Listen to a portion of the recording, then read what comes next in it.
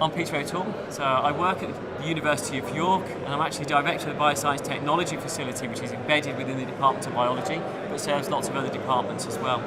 I'm also the lab head for the imaging and cytometry side of that. So really I'm geeked in microscopes and cytometers. The lab is split into two halves. We have a service core facility and we have an R&D sort of technology development side.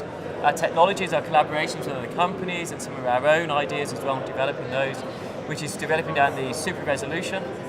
Microscopy, look at a completely different way of doing that.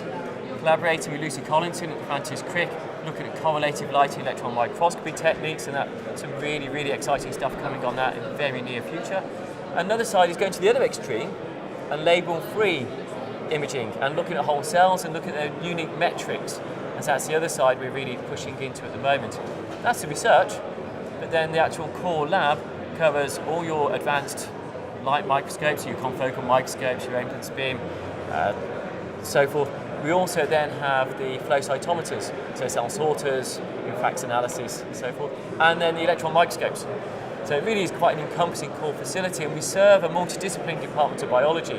So our users are really varied and they're quite challenging. So the imaging tasks are really varied. It depends on who the user is, and when they come in you can have a plant biologist, and so now we're going to have to deal with the different sample types, how the samples are introduced to the microscopes themselves and how they're prepared and how we image them. It can be very different tactically to how we look at an in vivo experiment, looking at the other extreme.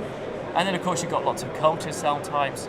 So the cells, the samples come in all sorts of shapes and sizes. Fortunately, we've got a breadth of expertise within the core lab itself, and different people have different expertise that can really help address those needs. And what's really nice is when you have all those multidisciplined scientists coming to users, we can pass knowledge, transfer knowledge of how one person solved their problem to a very different type of biology, but the solving from a microscope perspective is very similar. So the microscopes are really chosen for their diversity and the ability to multitask. We don't shy away from really niche microscopes, but we have to make sure that they're going to be broadly applicable to be used by lots of different users and address their needs. We also have to make sure we're going to get enough users to make it, to make sure we maximise the impact of the microscope. So we do look for user friendliness, we look for the diverse applications you can do on a microscope. We've got a range of Olympus microscopes, and actually a lot of our research and development are based on Olympus stands. We love their flexibility, their diversity, and the fact that we can get inside them. It's just very easy to interact with. So we can pimp your microscope, if you like, very easily with the Olympus stands. So whether it be the phase focus, the tychographic imaging, all those systems are based on Olympus stands. The Clairscope work with Joel is actually on an Olympus stand. The open light sheet, so the open spin system, is also built with Olympus lenses and Olympus components inside. It just is very flexible and useful for that purpose. Functionality in our microscopes, as we said, is important.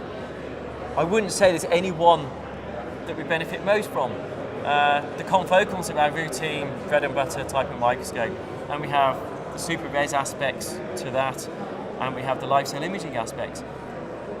There's no one single function that is really important. It really depends on the sample and the application, the user that's coming through to that. So it is really applicability to the specific user. Sample prep, again, comes down to the end users. But what's great is a lot of the users don't necessarily know how best to introduce their sample to the microscope, how to best to prepare it for it. And that's where the team expertise, and we quite often transfer knowledge from one user to another and maybe get users to talk together to work best practices, because we can become second-hand in that process. It's much better first-hand. Cell culture is all important, how they introduce it, preferably as close to the cover slip and as close to the lens as possible. It's the one thing we always advocate. Not always possible, so we have to work around that. But really it's optimising the sample to make sure we get the best out of the microscope. Otherwise, a lot of the images are sample limited rather than microscope limited itself. I think the beauty of a core facility is its impact across many different users. It's fundamentally vital to them. It's not just one microscope for one lab and it benefits them, but the number of publications you get from one microscope is incredible. A lot of users don't use it for every day, they need it just on occasions in some cases. And it's the impact of microscopes that they can have across almost every discipline of biology and beyond that, the physics, bioarchaeologists, the chemists. they all need microscopes at some point. And I think the impact of microscopes goes beyond almost any other technology.